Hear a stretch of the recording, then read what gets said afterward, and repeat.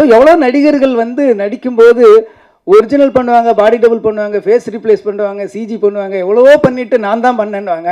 ஆனால் தான் பண்ணிவிட்டு வெளியில் வந்து நான் பண்ணேன்னு சொல்லாதீங்க, டூப் பண்ணேன்னு சொல்லுங்கள் அப்படின்னு சொன்ன ஒரு ஒரு பெரிய மனசு உள்ளவர் நான் அன்றைக்கி தான் நான் நேரில் பார்த்தேன். அந்த கேப்டன் பர்பான் அந்த ஹெலிகாப்டர் ஷாட் அப்போ நான் இருக்கேன். அந்த அந்த டைமில் நான் கீழே இருந்தேன். அப்போ அதேமாரி சொன்னாங்க, டூப் போட்டு பண்ணிக்கலாம் அப்படின்ற மாதிரி சொன்னாங்க.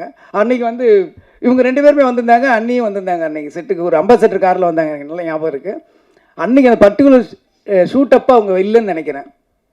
அப்போ மட்டும் சொல்லிட்டாங்க வந்து, நீங்கள் வந்து அன்னிக்கிட்ட மட்டும் டூப் போட்டுதுன்னு சொல்லிவிடுங்க அப்படின்னு சொல்லிட்டு சொன்னேன். இல்லை கேப்டன் வேணாம், மாஸ்டர் ராக்கி ராஜேஷ்னு நினைக்கிறேன், அவர் சொன்னார் நான் வந்து டூப் போட்டு எடுத்துக்கலாம் அப்படின்னு. ஏன் டூப்புக்கும் ஒரு உயிர் தானே, அவனுக்கு மட்டும் 2 உயிராக இருக்குது அப்படின்னாரு.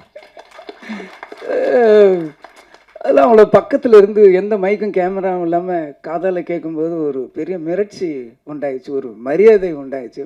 அதுக்கப்புறம் அந்த ஷாட் அவரே பண்ணார். ரொம்ப கஷ்டம், நீங்கள் நினைக்கிற மாதிரி கிடையாது.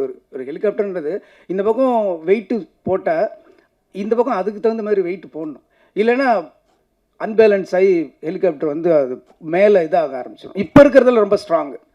அந்த மாதிரி இருக்கும்போது கேப்டனோட வெயிட்டை மெஷர் பண்ணி அதுக்கு தகுந்த மாதிரி இந்த பக்கம் ஒரு வெயிட் வச்சு அதை பேலன்ஸ் பண்ணி இங்கேருந்து போனால் நீங்கள் ஒரு 20 அடிக்கு மேலே தான் அவர் கேப்டன் தெரியும். அதுக்கப்புறம் போனால் ஒரு உருவம் தெரியும். இங்கேருந்து ஒரு ஜூம் எவ்வளோ ஃபாலோ பண்ண முடியுமோ அவ்வளோதான் தெரியும், அதுக்கு மேலே தெரியாது.